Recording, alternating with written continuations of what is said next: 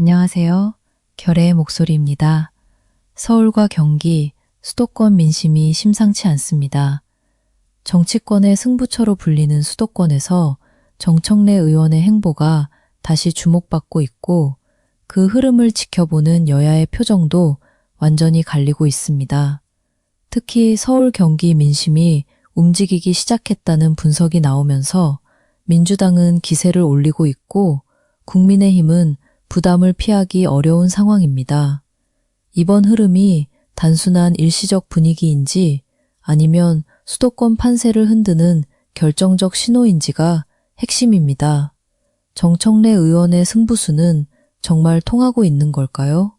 그리고 서울 경기 민심은 앞으로 어디로 향하게 될까요? 지금부터 결의의 목소리에서 핵심만 빠르게 짚어보겠습니다.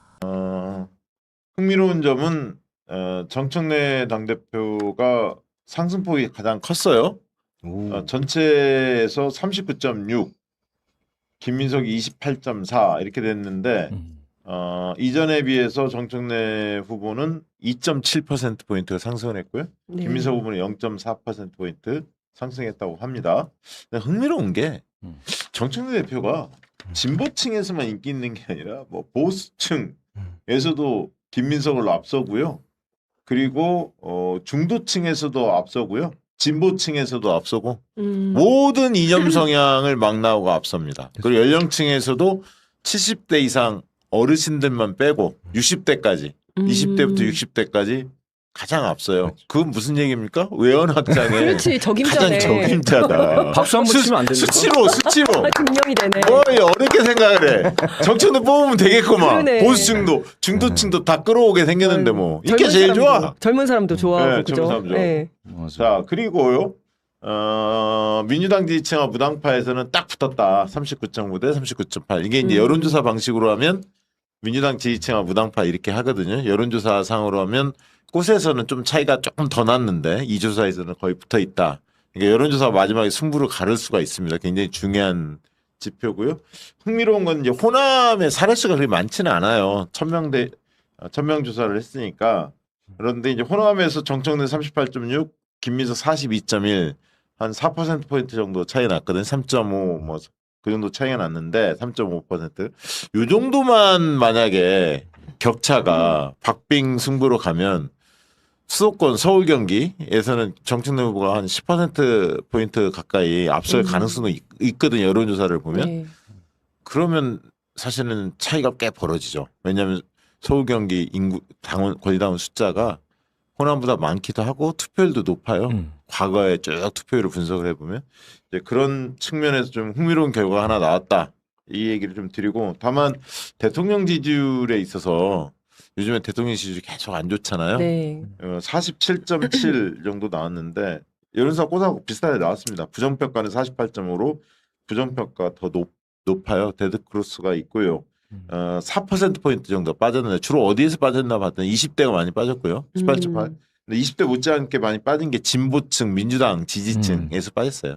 그러니까 20대 빼고는 민주당 지지층, 진보층에서 주로 빠졌다. 대략 느낌이 오잖아요. 레버러지도 핵심 지지층들이 좀 마음이 좀 차갑게 식었다라는 얘기들을 많이 하는데 그게 여전히 좀 지속돼 있고 전당대회에서 또 명팔이 하는 김민석 행태나 그 지지자들 행태에 대해서 좀 못마땅함 이런 부분들이 좀 있는 것 같잖아요. 네, 그런 것도 좀 반영된 게 아닐까 싶습니다. 저번에 이야기 드렸던 그 신천지 네. 애들 다니는 술집이나 이런 데 음식점 가면 테이블마다 이게 패드가 다 있는데 네. 거기가 온통 신천지로 도배돼 있어서 제 주변에서도 민주당이 신천지요?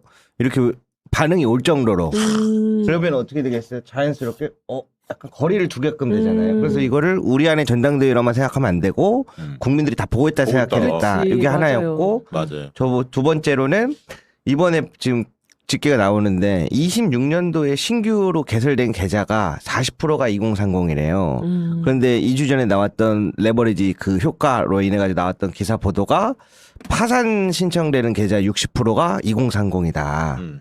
그래서 이제 그 주식과 관련돼 가지고도 엄청나게 타격이 크다. 그래서 제가 이런 아젠다적인 거를 정부에서도 물론 하겠지만 민주당에서 너무 정부 눈치 보지 말고 이런 부분들은 개선해 나가겠다 이런 관심을 가져야 한다. 이야기해야 그 한다. 그 발언 부분이 좀 하시니까 음. 오늘 정청래 후보가 그 페북에 메시지를 한 3개 정도 낸 것 같은데 중요한 것들을 많이 냈어요. 근데 그 중에 하나가 저도 어제 통화를 했습니다만 주가 누르기 방지법 그게 네. 지금 걱정이 된다. 상속하는데 그 상속 조건을 완화해 네. 주는 거잖아요. 사실 민주당 안에서 후퇴한 거거든. 정부안이 재경부에서 지금 만든 게. 그래서 요 메시지를 냈으면 좋겠다. 저도 의견을 드렸었고 여러 군데에서 의견이 나왔던 것 같아요. 경공에서도 이 얘기를 좀 다뤘었죠. 그래서 이제 바로 주가 누르기 방지법 관련해서 주식시장 개혁위원회 만들겠고 시장 전문가로 그다음에 생태계 제대로 조성하고 주가 누르기 방지법 빠른 개혁 입법으로 주식시장 신뢰를 회복하겠다.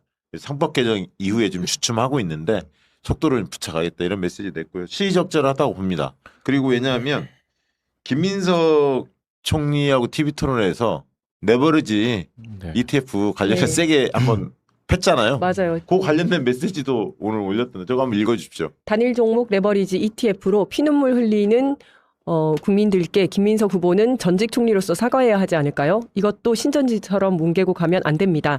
어제 TV 토론 때 질문했는데 답변이 없어 다시 촉구합니다. 그러니까 네. 저 정진래 대표께서 갈수록 이제 조금씩 수위를 올려가시거든요. 네. 그다음에 2차 토론으로 게임 끝났다 이것도 하나 올렸어요. 아니 계속 올려 지금 한번 올려주시기 바랍니다. 이것도 읽어주시죠. 2차 TV 토론으로 게임 끝났다. 김 후보는 신천지 근거를 못 댔고 광주 서남권 반도체 클러스터에 대해 무지무능했고 대통령 발의를 계속했고 단일 종목 레버리지 ETF에 사과도 안 했다. 배신에 대한 해명도 사과도 없었다. 못 믿을 사람, 못 맡길 사람.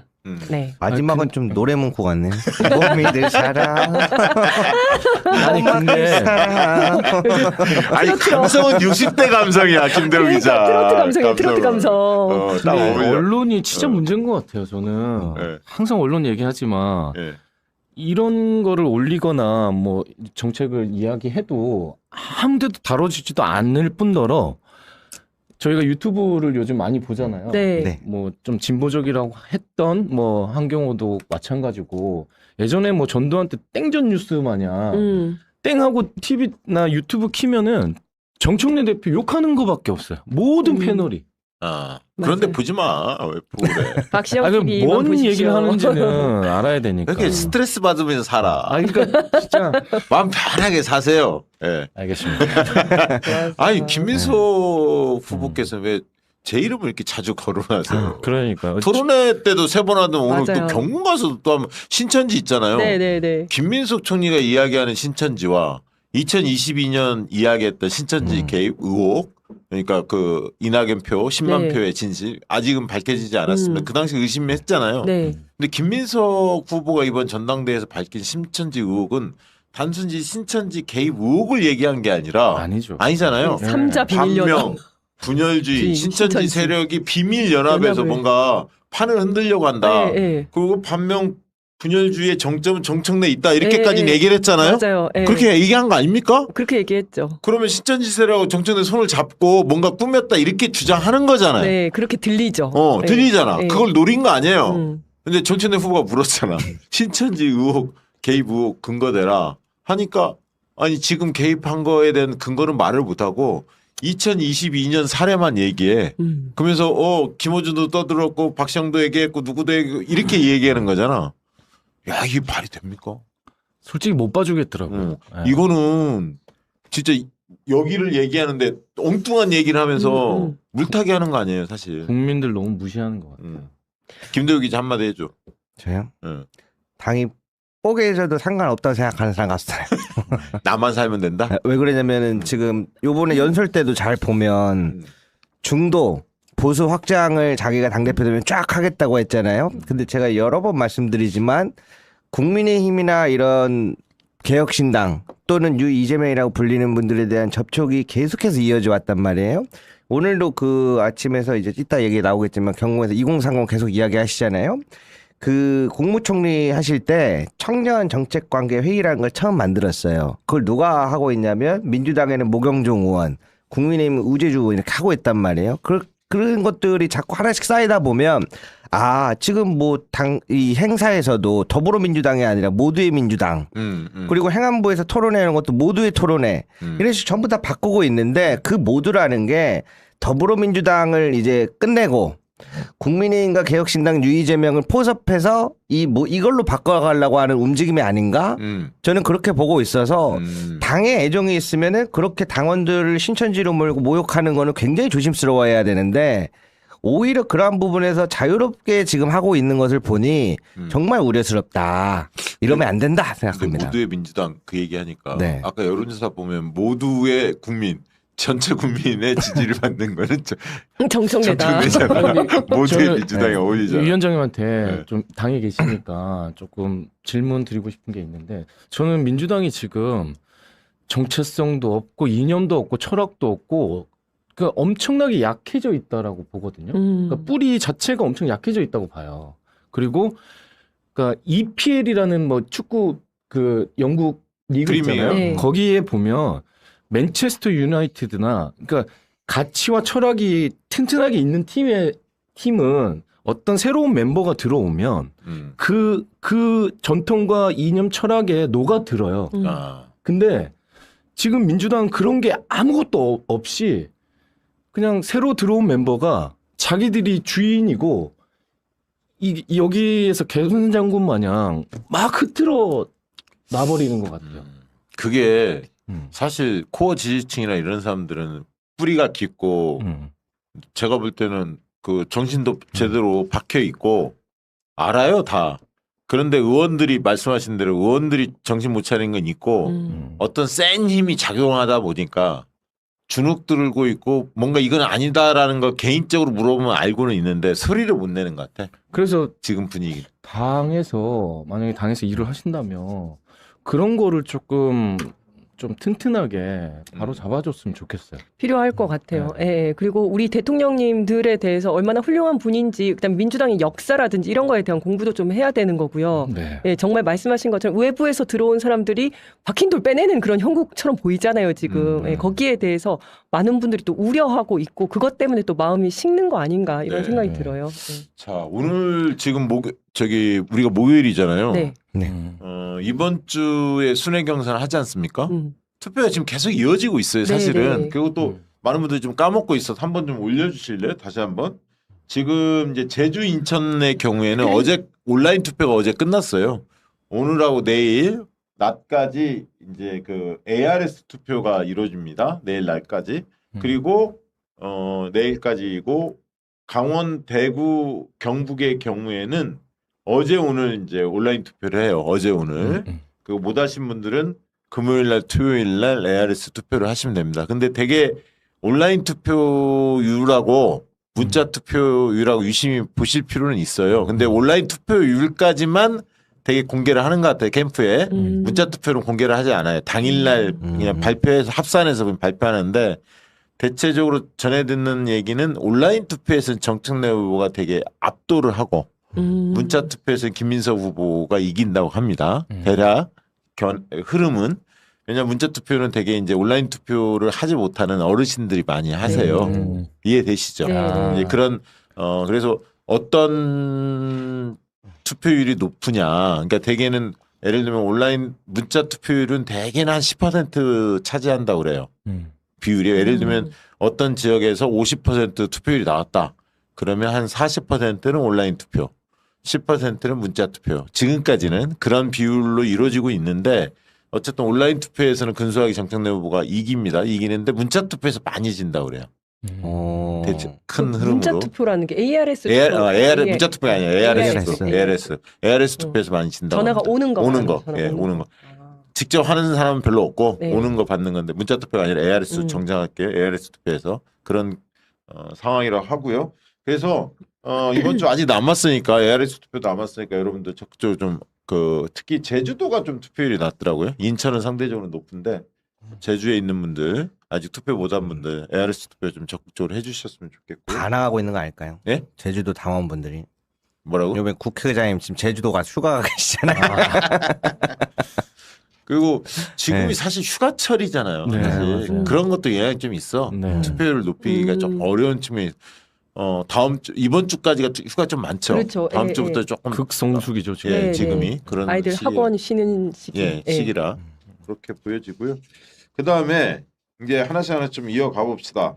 호남 얘기하기 전에 어제 KBS 토론회가 있었고 오늘 이제 경공에 어제 이제 정책내 후보가 경공 나왔고 오늘은 김민석 후보가 나왔는데 어제 KBS 토론 중에 혹시 인상 깊게 본 대목이 있으면 좀 소개해 주시죠. 어떤 대목이 눈에 들어오던가요? 저는 일단 뭐 보면서 정청래 후보가 완승했다 이렇게 느꼈어요. 진짜.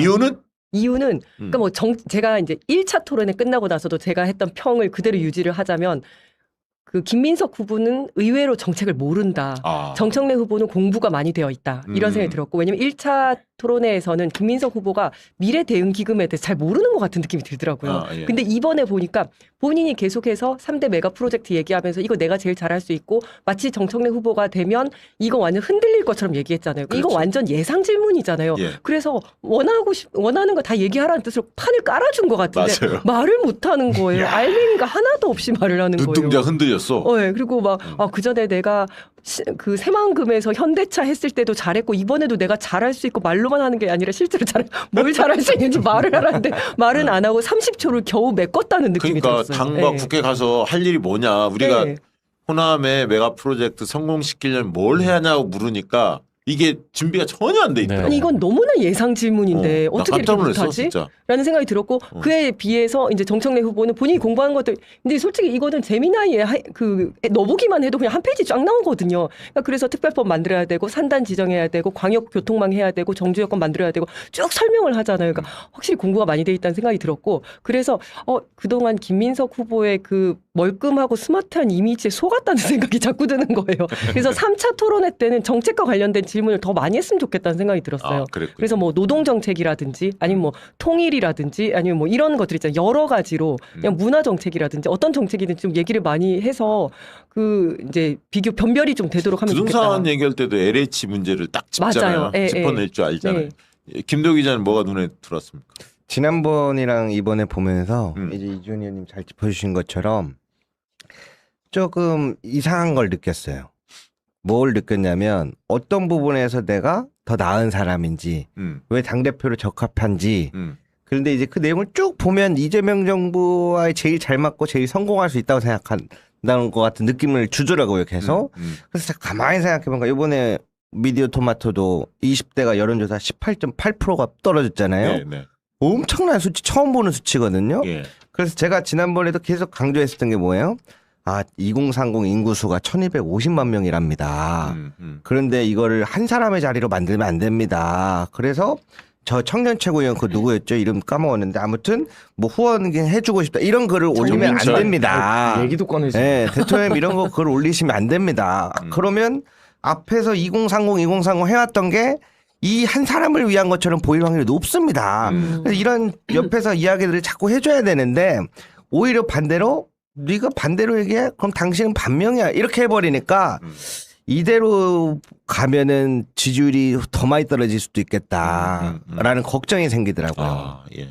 저 같은 경우에는요. 네. 배우가 직업이다 보니까 저는 액션 리액션을 많이 좀 보는 편이거든요. 표정도 보고. 네, 근데 오. 뉘앙스를 제가 좀 많이 보는 편인데 오늘 아침에 겸공에서 보고 저 깜짝 놀랐어요. 그러니까 안절부절을 못해요. 그러니까 김민석 후보가. 네. 그러니까 우리 김원중 총수가 어떤 질문을 하고 자기한테 어떤 질문을 할지 막 불안한 거예요. 그래서 그 질문 사전에 갔을 텐데. 그러니까 그 돌발 질문을 할지 어떻게 나올지가 그러니까 자기는 배신을 했다가 온 사람이잖아요. 그 얘기를 꺼내면 어떻게 하지? 그러니까 안절부절을 못해요. 그래서 아니 사실 그것만 보더라도 솔직히 네. 그 순한 질문이었어. 매운 질문은 아니었어. 맞아요. 많이 봐줬어. 다 예상 질문. 그러니까 일반인들은 정책이나 이런 거 물론 정치 국어관여층은 뭐 뉴스를 많이 보니까 알죠. 근데 태도나 저 사람의 분위기 지금 어떻게 하는지를 보거든요. 네. 그러니까 우리가 다 일상생활할 때 겪는 거잖아요. 네, 그래서 그러니까 엄청 안절부절 못하는 게. 근데 그러면 자 생각해보세요. 오늘 이제 김민석 후보 나왔고 어제 경공에 정천대 후보 나왔잖아요. 네. 정천대 후보는 어땠었나요? 보시기에? 그러니까 마음으로 하시는 게 느껴지기도 했고, 그다음에 어떤 본인이 좋아해서 다 그렇게 좋게 보는 거 아니요, 그렇지 않아요. 그렇지, 절대 그렇지 않아요. 그래. 무음으로 해놓고 이렇게 비교를 해보잖아요. 아 목소리 없이. 네, 그러면은 이 사람이 어떤 지금 태도로 이 감정이 흐르고 있나가 보이거든요. 나는 그랬을 것 네. 같아요. 어제 TV 토론에서 망쳤거든 김민석 후보가 네. 누가 보더라도 네. 말씀하신 네네네. 이지은 위원장 말씀하신 그게 여파가 있었을 거야. 아, 그게 왜냐하면 그거 호남에서 엄청났거든. 네네. 낮 시간대잖아요. 그럼 자영업 하시는 분들 많이 보시잖아요. KBS니까 네. 네네네. 틀어놓거든. 난 호남 당원들 꽤 많이 봤을 거라고 봐. 음. 그럼 여기저기서 연락이 왔을 거 아닙니까? 그러면서 데미지가 상당히 컸을 거야. 네, 네. 그 아침까지 멘탈이 깨지지 않았을까? 난 그런 생각이 저는 들더라고. 그거보다 네. 뭐 노무현 대통령님 이야기나 뭐 이런 뭐 ETF 이런 네. 거나 전 그런 질문이 나오면은 내가 무슨 말을 해야 될까? 그러니까 질문지에 당연히 가는 건데 네. 이 프로그램상 근데 뭔가가 불안해가지고 그러니까 이제 김원준 총수 사실은 더 날카롭게 원래 스탠스로 보면 날카롭게 묻는 맞아요. 스타일인데 네. 안 했어. 지금 후보들 네. 모아놓고는 그렇게까지 안 들어가잖아요. 네, 맞아요. 표정으로 다 이야기했어요. 근데 딱 내버리지 만약에 했으면 더 들어갔어야지. 아니 음. 그렇게 뭐 본인이 가장 적임자인 것처럼 얘기하시더니 어제는 왜 추상적인 이야기밖에 못했습니까? 정청래 후보가 답변하는 걸 보고 뭘 느꼈습니까? 왜 이렇게 툭툭툭툭 들어갔으면 완전히 끝났지. 끝났죠. 그럼 완전히 진짜 근데 대답도 사실 못하고 막. 그렇지 않더라도 김어준 총수가 그냥 표정으로 그냥 다 말씀을 하시더라고요. 우리가 영화를 보고 뭐 해도 말을 하지 않더라도 다 알 수가 있어 감정을. 아니 근데 저는 그 얘기에 대해서 좀 물었잖아요. 반분신, 반명 분열주의 신천지에 대해서 물었더니 막 되게 이렇게 이상하게 얘기를 하면서 어쨌든 반명과 분열주의는 뭐 정청래 후보가 뭐 맞다는 식으로 맞다는 얘기를 식으로 했고 근데 얘기했어요. 신천지와 관련해서는 그게 아니라고 얘기했고 그래서 결국은 비밀연합이 뭐냐 근데 결국 대답을 못했잖아요. 못했지. 저는 그걸 보면서 그래 이제 전대의 본질이라고 했던 거잖아요. 전대의 본질이라고 우리가 얘기한 것도 아니고 본인이 얘기를 한 거에 맞아요. 대해서 그게 뭐냐라고 물어보는데 그 사람이 누군지 그런 게 있는지 없는지 그다음에 그렇게 어떻게 할 건지 아무것도 대답을 하지 비겁한 못하는데 거예요. 그러니까 마치 뭐 신천지 그냥 경고하는 의미로 했다는 식으로 넘어가려고 하죠. 살균하게 지금 맞아요. 예. 빠져나가려고 하는데 저는 오늘 KBS 오늘 경북에서 경북. 그거 황당했어. 부산 부울경하고 대전 충청권 결과를 처음에 묻잖아요. 근데 본인이 조직 열세이고요. 정청래 맞아. 후보에 비해서. 근데 제가 당원의 바람으로 기대를 그러니까. 여기까지 그래서 선전했습니다. 이런 식의 말씀하셨잖아. 아, 나도- 빵 터졌잖아. 저도요. 그 1년 동안 정청래는 조직을 다졌지 않습니까? 이런 식으로 얘기했잖아. 제가 딱 정리해드리겠습니다. 아마 이가영 배우님도 잘 아시겠지만 현장 가면은 김민석 의원버스 1호, 2호, 4번 딱 서 있어요. 송영길 후보 것도 있고 박선 의원 것도 있고 1호, 2호, 3호. 네. 지역에서 대전에서 올라오는구나. 네, 거기 보면 전북, 전남 이렇게 버스에 거기 써 있잖아요. 뭐 써 있는 거 제가 다 찍어놨어요. 근데 정청래 대표가 없더라고. 그래서 좀 서운했어요, 저는. 그리고 2대 1이에요. 그쪽에서 이제 송영길 후보나 네. 김민석 후보는 그 두 지지자들이 2대 1이에요. 같이 협공하는 거지. 협공해요. 그럼 여기서 또 하나의 포인트. 그러면은 왜 근데 여기가 사람이 엄청 많아 보이냐? 그게 제가 다르게 보는 게 의원 나으리님들 오시면 예. 문 앞에서부터 그 에스코트를 쫙 하거든요. 그렇게 해서 김민석 후보랑 다들 같이 들어가요. 예. 정청래 후보가 오면 뭐가 다르냐면 옷이 전부 다 달라요. 왜? 각자 집에서 지금 화면처럼 옷이 다 달라요. 그래서 제가 그걸 보고 이게 조직이 동원된 것 같은 건지 아니면 일반 지지자들이 많이 왔는지 이걸 보거든요. 근데 제가 이걸 여쭤봤어요. 이거를 근데 저기도 사람이 많아 보이는데 어떻게 봐야 됩니까? 그러니까 다 거기 선생님들이 국회의원들이 졸졸 따라다녀서 잘된 꼬라지를 본 적이 없어. 정답. 아니 그 동원된 사람들은 청년들이나 막 이런 사람들 막 응원단들 동원된 사람들 있잖아요. 알바로 그 뭐 밝혀져 봐야겠습니다. 그 느껴지잖아요. 네. 다니는 거 열정이나 보면. 이런 것들이 차이가 있죠. 저게 있어요. 그 여러분들 총선이나 대선 때 보던 그 차 앞에서 한 번도 이거 있잖아요. 그 전문 팀이 와요. 요즘에 진짜 좋아. 연습해요. 전화도 가서 한번 도와불러. 어이냐. 어르신들한테 잘 통할 거야. 잘 취재를 통할 열심히 거야. 하세요. 그게 취재. 봤더니 대우 씨 그거 함부로 조직이라 얘기할 수 있어요? 누가 거기서 칼군무를 이렇게 추고 있어요. 그래서 이거는 팀 단위다. 왜냐면 선거 때 그렇게 해갖고 팀 단위로 20-30명씩 해서 하는 게 있거든요. 그게 하나 있었고 반대로 이제 송영길 후보 쪽에서 깜짝 놀랐잖아요. 갔더니 뭔가 거기도 사람이 막 깽가리 치고 막 난리가 났어요. 응원한다고. 근데 가서 봤더니 강북 시민연대 써 있는 거예요. 오. 한민수원 지역구. 아. 저희 지역구거든요. 예, 예. 근데 어떡하나. 아, 박용민 의원. 아니 거기는 네. 이승훈 네. 씨가 이승훈 변호사가 송영길 지금 그렇지. 다니거든. 거기 총선 준비하고 이번에 그래. 구청장 잘 안 됐는데 이해가 되네. 그러니까 무슨 말이냐면 음. 근데 또 거기서 또 제가 아는 분들을 몇 분 뵀어. 또 어떻게 우연찮게. 음. 그러니까 강북이 인천 계양 사람도 아니고 강북 사람이 여기까지 와가지고 이렇게 하나? 그게 이제 보시는 것처럼 전부 다 이렇게 붙어 있다고 보시면 돼요. 이해가 되네. 그런 상황 속에서 예. 지금 우리가 선거를 치르고 있는 거고 예. 투표율이 올라갈수록 충청, 대전, 세종, 부울경부터 해갖고 투표율이 올라갈수록 앞서는 겁니다. 네. 그게 이제부터 나오는 거라고 아이, 봐요. 세력이 없대요. 자기가. 어때요? 야, 그러면 이 배은망덕한 정치라니까요, 그게. 고맙다고 해도 모자랄 만큼. 제가 그래서 오늘 보면서 느꼈던 게. 얼마나 섭섭하겠어, 그날 와서 본 사람들은. 이 주제인데 먼저 얘기해도 돼요? 오늘 보안 수사권 해갖고 자기는 한정희 의원한테 했다 그러잖아요. 근데 한정희 의원은 또 4월이라 그래요.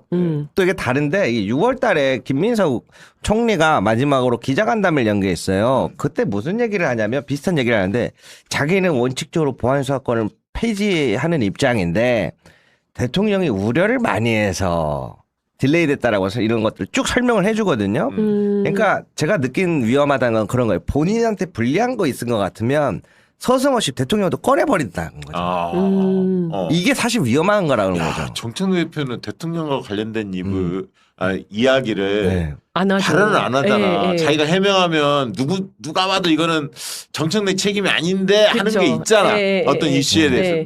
국민들이 다 알잖아. 네. 당원들이. 근데도 말을 안 하잖아. 본인 그냥 뒤집어 쓰고 가는 거죠, 그냥. 지금 예. 지난번에 대구 갔을 때도 그 김부겸 총선할 때도 거기서 쫙 얘기를 해보니까 저 조작기에서 특검법 선거 직전에 두고 그거 도입한 것도 정청래 대표로 알더라고. 그래서 그거 아니다. 야, 그거 네. 진짜. 아니, 제가 대호 기자님이 검찰개혁 이거 지금 얘기하셔가지고 예, 예. 연결해서 좀 얘기해보자면 제가 지방선거 많이 다녔거든요, 진짜로. 네, 네. 근데 그때 제가 몇 가지 감정을 느꼈는데 이 사람들이 진짜 지방선거를 이기려고 하나? 이 자원봉사자가 이렇게 애쓰고 다니는데 이 사람들은 그러니까 정부나 이 사람들은 저기 크게 승리하지를 않길 바라는 느낌을 받았단 말이죠. 그래서 그 뭐 5월 달에 뭘 했는데 왜 그 뭐 안 했냐라고 네. 계속 토론회 때 얘기했잖아요. 네네. 아, 저는 그거 보고 이야, 이거를 왜냐면 5월 달부터 지방선거 준비하고 뭐하고 엄청나게 바쁘잖아요. 네. 아, 이것도 하나의 지뢰구나. 그리고 지방선거가 실패하기를 바라고 있었구나라는 생각이 확 드는 거예요. 정말 예리한 말씀 주셨는데 네. 제가 그때 5월 달에 제 라이브에 가면 남아있거든요. 5월 달에 왜 할 수가 없냐면 가면 이 여야 협의를 해야 되잖아요. 네, 맞아요. 저기 국민의힘도 나름 정당이에요, 여러분. 저기도 나름대로 5월 달 되면은 지방선거 하라고 다 갑니다. 가면 국회에서 취재하기가 어려워요. 왜? 전부 다 각자 지역부터 지방선거하러 가 있거든요.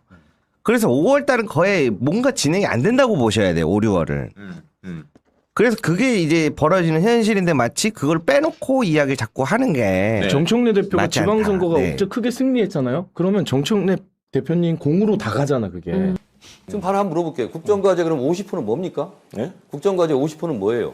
국정원 50% 나와 알잖아요. 가져왔어요. 가져왔어요. 지금 50% 물어봐도 모르잖아요. 그런 식으로 덫을 놓고 퀴즈하는 식으로 1호를 하면 물어봤지 되겠습니까? 50%를 물어봤습니까? 마찬가지입니다. 답변 끝났습니다. 난 정청래 후보의 이런 태도가 국민들이 봤을 때 집권 여당의 대표가 솔직하지가 않다. 국정과제 1호하고 같습니까? 50%하고? 도대체 이 5.18 헌법 정신을 헌법 전문에 집어넣기 위한 무슨 노력을 했습니까? 그러려면 정말 야당도 설득해왔어야 되는데 모르시네요. 아니 왜 질문하는데 뭐 답변하세요? 참 이 반칙을 쓰시네. 보고 있는 거 누가 못합니까? 네. 계속 하시죠. 좀 부끄럽죠. 아니 말하는 그렇지 게. 않습니다.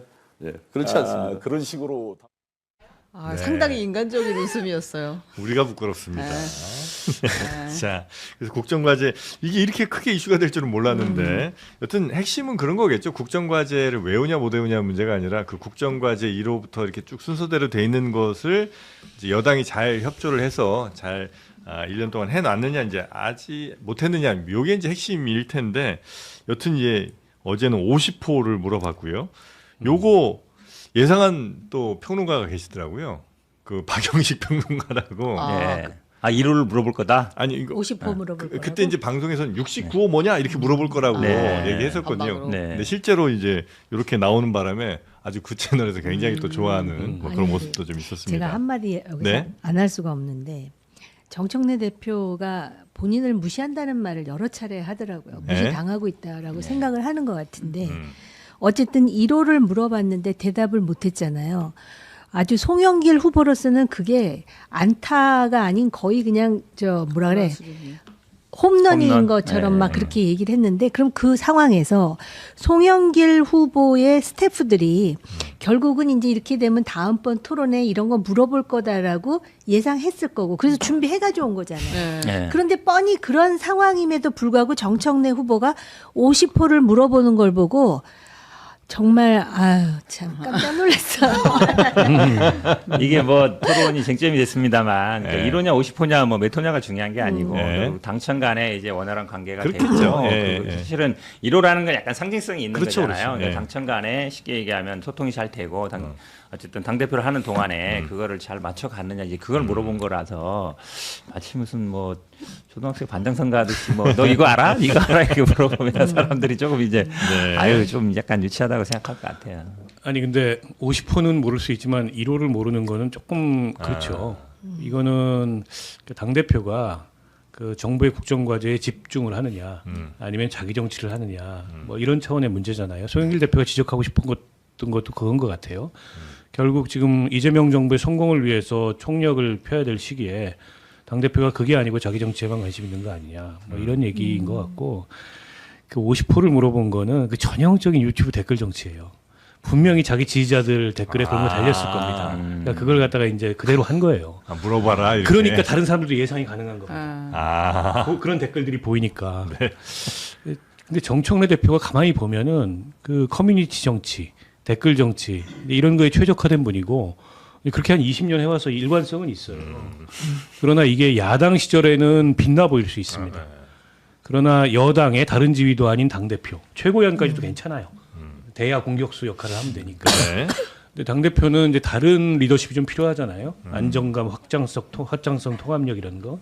그러니까 그게 잘 안 맞는다는 거예요, 지금. 1년 해봤는데, 1년 하는 거 보니까 잘 안 맞는다. 요게 이제 정청래 대표에 대한 문제제기의 요체이고 핵심인 것 같아요. 근데 본인은 계속 맞다고 우기니까 그 불일치가 큰 거죠.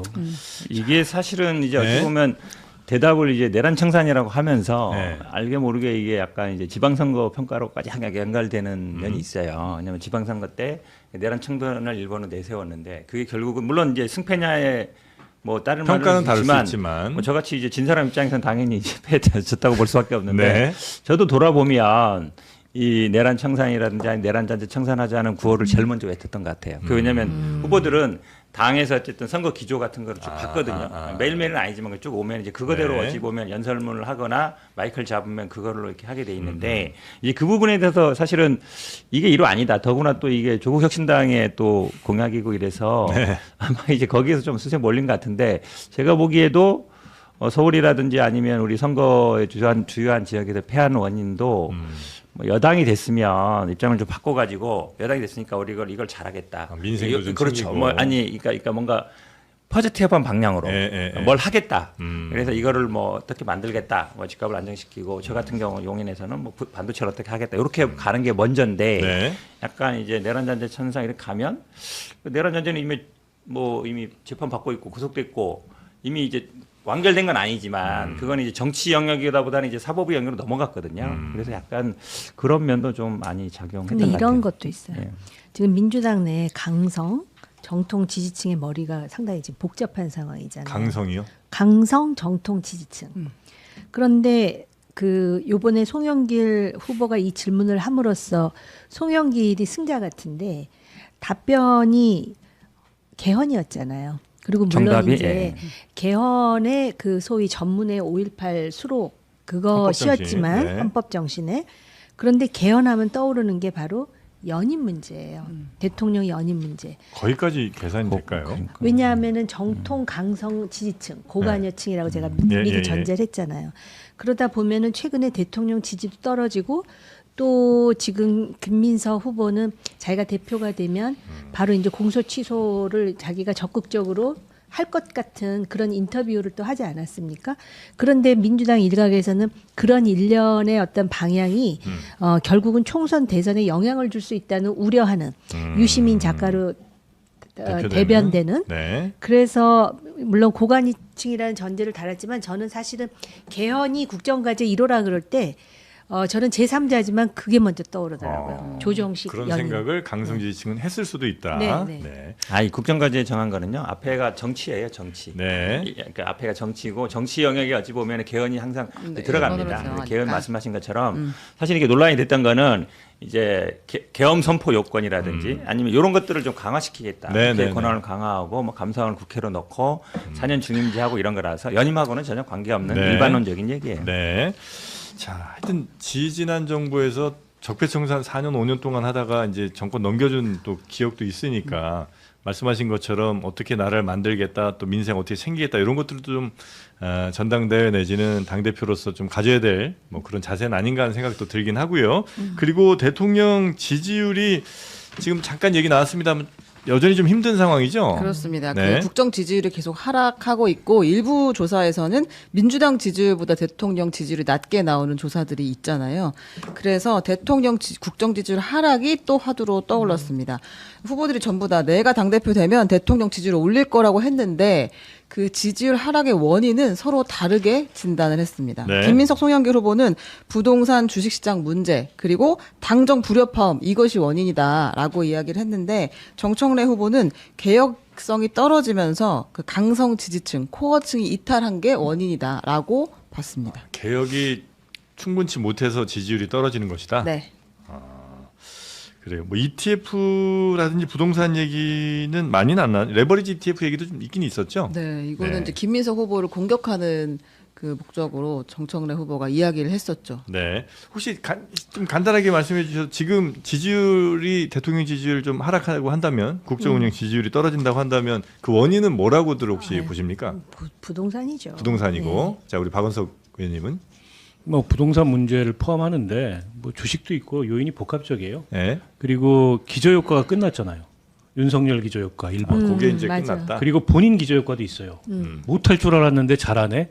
근데 이것도 끝났어요. 그러니까 이제부터는 구체적 성과로 증명해야 되는데 딱 타이밍이 온 거예요. 정권이 실험대에 오른. 네. 혹시 우리 형 두 분 말씀 다 일리 있습니다. 네. 알겠습니다. 사실은 뭐 지지율 우리 맨날 중수청 얘기하잖아요. 중도 수도권 청년 얘기하는데 거기서 다 빠지고 있어요. 거기 사실은 정책적인 것도 있고요. 네. 또 이 여당하고 이제 청와대하고 이게 잘 돼야 되는데 그 네. 부분도 있고 사실 다 뭐 복합돼 있습니다. 그리고 어제 또 재밌는 장면들이 많았죠. 그렇습니다. 저희가 재미있는 것만 뽑았으니까 그냥 보시면 됩니다. 네. 그 당대표가 됐을 때 사회자가 질문해요. 이재명 대통령이 저녁 만찬을 하자라고 하면서 딱 한 명만 동행하라고 하면 누구를 데려갈 것이냐라는 질문이 있었거든요. 요거 어떤 대답이 있었는지 들어보겠습니다.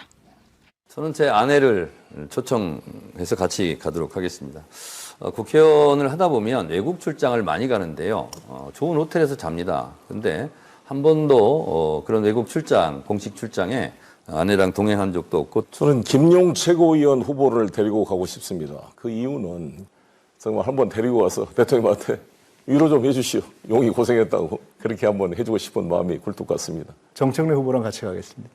전당대회 후에 고생도 많이 하셨고 또 우리가 좀 풀어야 되잖아요. 그래서 당이 하나로 돼서 저희들이 잘 이렇게 끌고 나가야 되기 때문에. 네. 누구를 데려갈 거냐 해서 아내, 그다음에 김용 후보, 그다음에 정청래 후보를 같이 데려가겠다는 그런 답변이 나왔습니다. 아무래도 뭐 여기 큰 의미를 부여하기보다는 김민석 후보는 여튼 당선되면 좀 더 화합을 하겠다 이런 메시지를 준 것 같고요. 송영길 후보는 그 과정에서 많이 좀 불이익을 받았던 사람들을 좀 챙겨주겠다 뭐 이런 메시지 아닌가 싶습니다. 송영길 후보는 5위 경쟁을 의식한 것 같아요. 그래서 김영 후보를 한 번 더 부각시키는 그러면서 이른바 이제 친명계의 큰형 같은 역할을 내가 하겠다 뭐 이런 메시지를 담은 것 같고 김민석 후보는 이제 당대표 다 되신 거죠 벌써. 그래서 상대 후보를 배려하는 이런 모습을 보인 거고 정청래 후보의 답변이 그냥 평이한데 부인 한번 데려가고 싶다. 뭐 인간적으로는 그럴 것 같아요. 네. 근데 그 뒤엔 얘기가 이해가 안 돼요.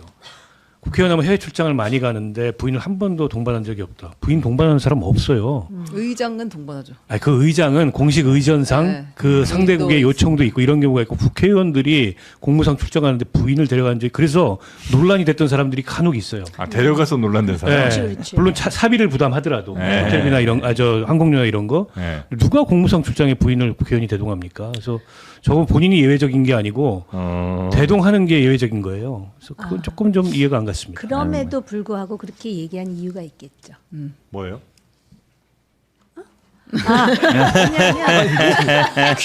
아니 말씀을 드리려고 하니까 조금 조심스럽긴 한데 네. 요번에 그 당권 경쟁하면서 그 마포 당협위원장들이 너무 친숙한 꿀꺽도 뭐 하고 그런 거 뭐 뭐 여러 이랬다. 가지 그런 것 때문에 논란이 있어서 정청래가 늘 아침 드라마 버전인데 이거. 아 그래요? 아니 정청래가 늘 강조하는 게 나는 탈당과 이혼은 나의 절대 사전에 안 한다. 없다. 네. 그걸 강조하는 게 탈당 그러면 벌써 생각나는 게 김민석, 네. 그다음에 송영길 아니야. 그거에다 더해서 지금 이런 식으로 나를 무슨 삼류 뭐 황색 저널리즘 그런데 자꾸 이용하는 것 같은데 난 그게 아니야를 보여주고 다시 싶은. 한번 강조하고 보여주기 싶어. 위해서. 국회의원이 누가 부인을 데리고 해외를 순방을 그렇게까지 해석하는 건 아니 좀 내 아닌 것 생각이에요. 같고요. 내 생각. 제가 그리고 제 생각을 말해볼게요. 제 생각에는 정청래 후보가 굉장히 많이 힘들구나 이 생각이 들어요. 지금 보면은 뭐 페이스북 어머니, 그다음에 부인 참게 정치인들도 이렇게 뭐 선거를 하다 보면 어머니 부인 찾을 때가 제일 힘들 때예요. 그렇지. 어머니 아버지 찾았고 이제 어머니 부인까지 찾고 나와. 아니 그래서 부인까지 나오니까. 추미애 지사가 또 되게 힘든 상황인 것 같고 네, 네. 아마 송영길 의원은 말씀처럼 뭐 오이 대통령도 있지만 이게 동병상련이 있어요. 네. 다 이제 약간 어려운 일도 겪었고 본인 나와서 정치를 옥고를 하는데 치렀고, 예. 어쨌든 본인은 이제 의원이 됐으니까 제기를 한 거잖아요. 네. 근데 김영 후보는 아직 이제 최고위원이 되냐 마냐 아니면 정치하는 상황이 있는 것이고 김민석 후보는 아무래도 뭐 지금 박원석 의원 말씀이 맞는 것 같아요. 내가 이길 것 같고 그러니까 이제 같이 가겠다. 통합하겠다. 예. 네. 아니 근데 보니까 문제가 당 대표가 됐을 때야. 그렇죠. 그러니까 이제 아마 그러겠네. 이걸 예. 생각을 하는 것 같은데 네. 송영길 후보의 그 조작 기소 발언은 조금 그거에 대해서 국민 여론조사할 때는 좀 그 마이너스로 작용하겠다. 왜냐하면 전부 억울한 조작 기소라 그랬거든요.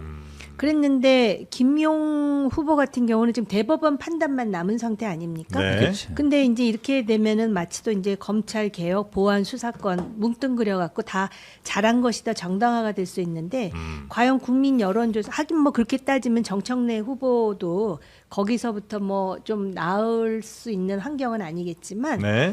그런 측면이 있다라고 생각이 들어요. 단지 이제 김용 그랬을 때 아까 말씀하셨듯이 5위는 반드시 해야 된다라는 것하고 대통령을 꽤나 의식하고 있나 이런 개인적인 느낌이 있어요. 네. 김용 얘기 하셨으니까 저도 한마디 해야 되는데 저도 왜냐면 그 뭐 검찰 수사 받을 때 같이 받았으니까 이게 애초에 시작은 대선 자금으로 시작한 거예요. 예.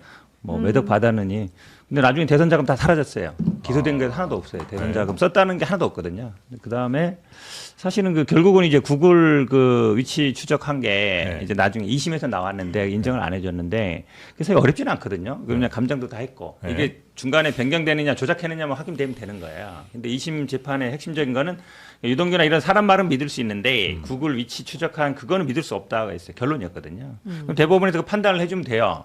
사람 말을 믿을 건지 아니면 구글 위치 그 연동 시스템을 믿을 건지. 이 주장은 이제 돈을 주고받았다고 하는 장소. 그 장소와 그렇죠. 알리바이 시간에 때문에. 김용은 거기 없었다 구글 지도를 그렇죠. 보면 이제 그 네. 얘기를 하시는 근데 거예요. 그거를 사실은 어찌 보면 지금 거의 2년째 판단 안 하고 있는 거예요. 그러니까 어려운 판단이 아니거든요. 네. 중간에 누가 개입됐거나 조작했거나 이것만 아니면 근데 기계적인 거 우리 전자적인 거에 대해서 사실은 거의 믿지. 왜냐면 수사할 때도 그 위치 추적부터 해고 들어가거든요. 그렇죠. 네. 그러면 그거를 만약에 법원에서 안 믿는다 그러면 경찰 검찰에서 위치 추적한 게 다 못 믿는다는 얘기예요. 근데 그거 판단을 안 해주는 게 저는 대법원이 정치를 하고 있다. 아 그래요. 엇갈린 짝대기 하나만 얘기해도 네? 돼요? 네. 김용 후보한테도 이 질문이 들어갔대요. 네. 만약에 대통령이 이제 초청한다면 누구랑 가겠냐? 그랬더니 송영길 후보가 그렇게 얘기해줘서 감사하지만 저는 아내와 가겠습니다. 아 그래요. 네. 충분히 이해해요. 굉장히 아내가 고생을 더 많이 고생 했으니까. 많이 약간 진솔하게 들리는. 네. 그랬다고. 자, 그리고 서로에 대한 덕담하는 시간도 있었습니다. 예, 요거는 아주 아름다운 장면인데요. 그냥 네. 한번 보겠습니다. 네. 자, 앞으로 너무 험한 말은 하지 마시고 뭐 자른다, 뭐 목 자른다 이런 얘기 하지 마시고 좀 좋은 말로 후배들에게 귀감이 되는 선배 원로 의원이 되셨으면 고맙겠습니다. 네, 우리 정청래 후보님 사랑하고 존경하는 후배님입니다. 정말 이분이 법조인도 아닌데 이게 만주 변호사라 그런지 뭔지 공부를 이렇게 열심히 해가지고 헌법을 쫙 깨더라고요. 그리고 제가 정말 부러운 것은 SNS 그 열심히 하시는 거. 그건 정말 그 성실성인 것 같아요. 그래서 제가 가끔 야, 저 젓가락 짜장면이고 나 죽어도 못하는데. 그래서 저런 거 좀 해보고 싶다 하는 그런 부러움을 사실 가지고 있어요. 네.